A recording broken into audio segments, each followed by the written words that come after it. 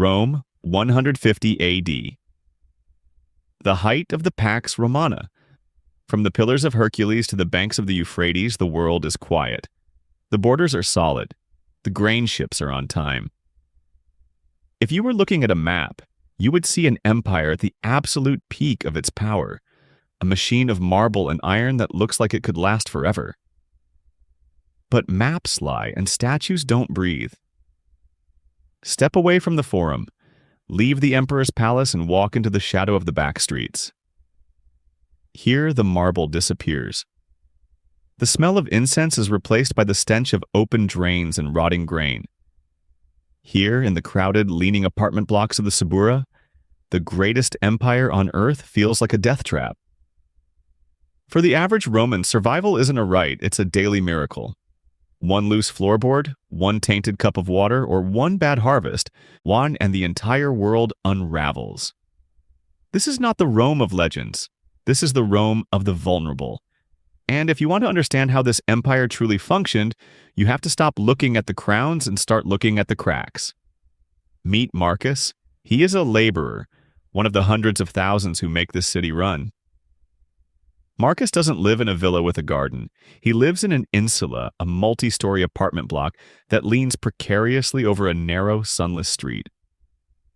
Marcus lives on the 5th floor. In Rome, the higher you go, the poorer you are, and the closer you are to the gods, the more likely you are to meet them. The ground floor of Marcus's building is made of stone. It houses shops for the wealthy. But as you climb the dark, narrow wooden stairs, the stone gives way to cheap timber and sun-dried mud bricks. Now, the walls are thin enough to hear your neighbor's every cough, every argument, every prayer. There is no running water here, no toilets, no privacy. For Marcus and his family, life happens in a single, cramped room. They sleep, eat, and store their few possessions in a space no larger than a modern walk-in closet. The air is thick with the smoke of a small charcoal brazier, the only way to cook or stay warm. But that brazier is a sleeping demon. In Rome, fire is not an accident, it is an expectation. A single knocked-over lamp on the 3rd floor can turn this entire block into a chimney in minutes. And because the streets are so narrow and the buildings so high, there is no escape. If the fire doesn't get you, the collapse will. Roman landlords are notorious for using the cheapest materials possible, stretching the limits of physics until the wood rot or the weight of the upper floors brings the whole structure screaming down into the street. Marcus knows this. Every time he hears the timber groan at night, he wonders if this is the moment the floor disappears beneath him. He isn't living in a home. He is occupying a temporary shelter in a slow-motion catastrophe. But a roof over your head is only half the battle. To live in Rome is to be in a constant state of hunger. Marcus, internal monologue. Whispered, tired. The line doesn't move. It's been 3 hours. My stomach is a hollow drum, and the sun is already high. If the grain is sour today, we don't eat. If the ships from Egypt are late, we riot. And then the soldiers come. Rome is a stomach that never fills. Now, the empire survives on a fragile umbilical cord of grain ships stretching from North Africa and Egypt. To keep the city from burning itself down in a hungry rage, the state provides the Annona, subsidized grain for the poor. But don't mistake this for charity. This is a leash. For the urban poor, food isn't something you enjoy. It's something you manage. The bread is panis secundarius, dark, gritty, and often filled with sawdust or sand to make the flour go further. You don't chew it for the taste, you chew it to survive another shift at the docks. Most apartments, like Marcus's, have no kitchen. Cooking is a fire hazard, so the streets become the dining room. You buy a bowl of pulse, a thick, tasteless porridge, from a street vendor. Maybe some wilted cabbage or a few salty olives if you had a good day. Meat? Meat is a myth for people like Marcus. It belongs to the gods and the senators. The danger here is systemic. One storm in the Mediterranean, one corrupt official in Alexandria, and the price of bread doubles overnight. When that happens, the thin veil of Roman order vanishes. Families stretch their meals until they are transparent. Parents stop eating so their children can have one more bite of crust. In the shadows of the marble temples, the greatest city in the world is always exactly 3 days away from starvation. If hunger doesn't get you, the city itself will try to kill you. Rome is an experiment in how many bodies you can cram into a small space before nature rebels. Livia, a young mother in the slums. Internal monologue. The baby is hot again. His breath sounds like dry leaves. I went to the temple of Phaebris, offered my last copper coin. The doctor in the square wanted a silver denarius just to look at him. I have no silver, only prayers, and prayers don't stop the fever. We are taught that Rome was a miracle of engineering. The aqueducts, the baths, the sewers. But the reality for the 90% was much darker. Clean water flows into the public fountains, but you have to carry it.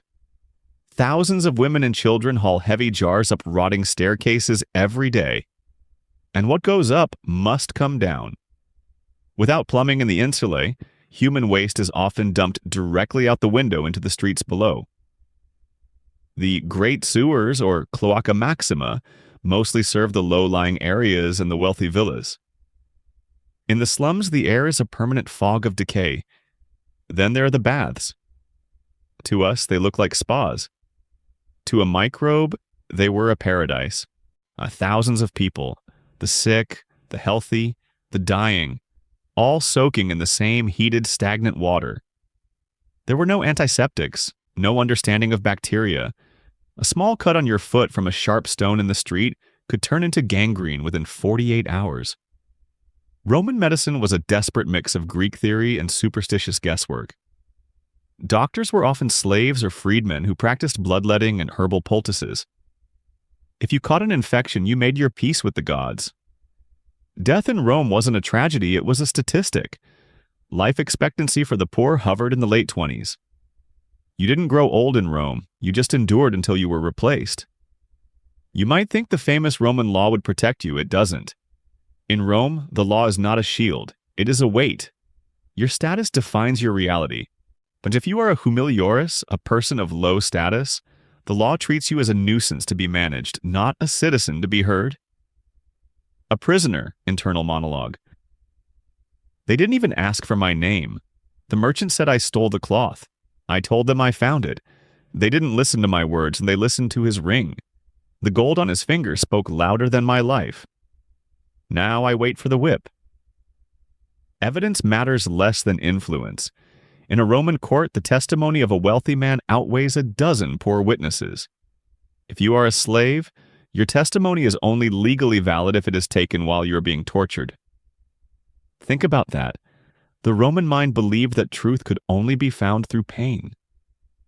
Punishments are public and designed to terrify. You don't go to prison for 10 years. Rome doesn't want to pay to feed you. You are beaten. You are fined, or you are executed in the arena for the entertainment of the masses. For women, the law is a cage. You are always under the patria potestas, the power of a father or a husband. You cannot represent yourself. You cannot vote. Your life is a series of handovers from one man's authority to another's. And for the millions of slaves, the law simply doesn't exist. You are an instrumentum vocal, a tool with a voice. You can be sold, beaten, or killed because you are property, no different from a plow or a mule. Rome does not run on marble, law, or spectacle. It runs on bodies. Specifically, bodies that are owned. Elias, a domestic slave, internal monologue. I am the first to wake and the last to sleep. I wash the feet that kick me. I pour the wine for the man who sold my brother. To them, I am not a man. I am a tool that breathes, a thing that remembers to bow. They fear us, so they hurt us, because they know if we ever stopped, their world would freeze. Slavery in Rome is not a background detail. It is the infrastructure. Every cup of water brought to an upper floor, every brick laid in a new forum, every loaf of bread baked in the city. It all passes through the hands of a slave. But for the ordinary free Roman like Marcus, slavery creates a terrifying contradiction. You aren't a slave, but you are constantly replaced by them. Why would a baker hire Marcus for a wage when he can buy a slave for a one-time cost and feed him scraps? This competition keeps the poor, free Romans in a state of permanent desperation. In the Roman mind, a slave is an instrumentum vocale, a vocal tool. They sleep at the foot of their master's bed. They raise their master's children. They hear the empire's deepest secrets. Yet, this intimacy is built on a foundation of terror. If a master is murdered, Roman law is chillingly efficient. Every single slave in that household, regardless of guilt or age, can be executed. Why? Because the system values deterrence over justice. Fear is the glue that keeps the master's throat safe at night. In Rome, you are either the hammer or the anvil, and most of the population spent their lives feeling the blow. Inside the home, the pressure doesn't ease. The Roman family is not a sanctuary of love. It is a unit of survival governed by an iron fist. Livia. Internal monologue. Watching her children. 3 born. 2 live. 1 more on the way. I pray it's a boy so he can work. I pray it's a girl so she can marry into a family with more grain. We don't talk of love here. We talk of who will carry the water when my back finally snaps. In this room, obedience is the only currency we have.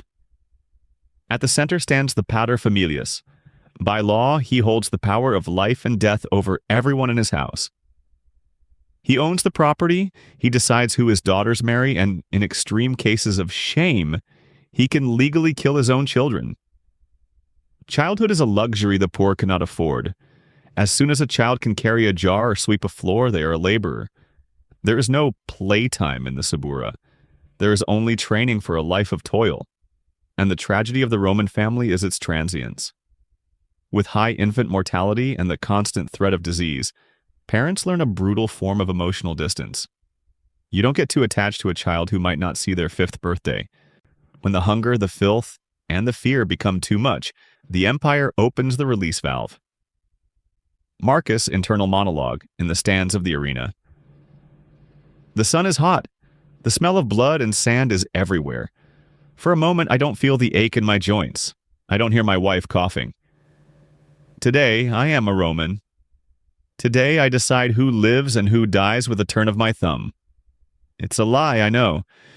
Tomorrow, I go back to the mud. But today, let there be blood.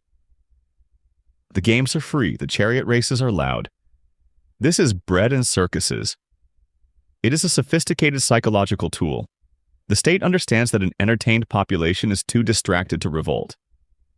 But look closer at the sand. The gladiators aren't heroes. They are mostly condemned men and slaves.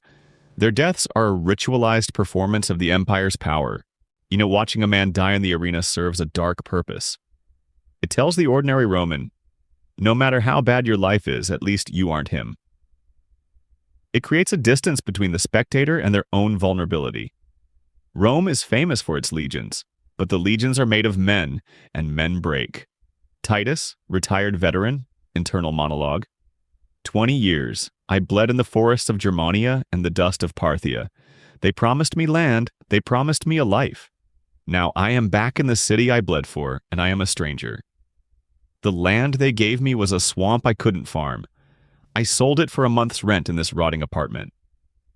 My scars don't buy bread. My medals don't fix the leaks in the ceiling. I helped conquer the world, only to be defeated by its capital.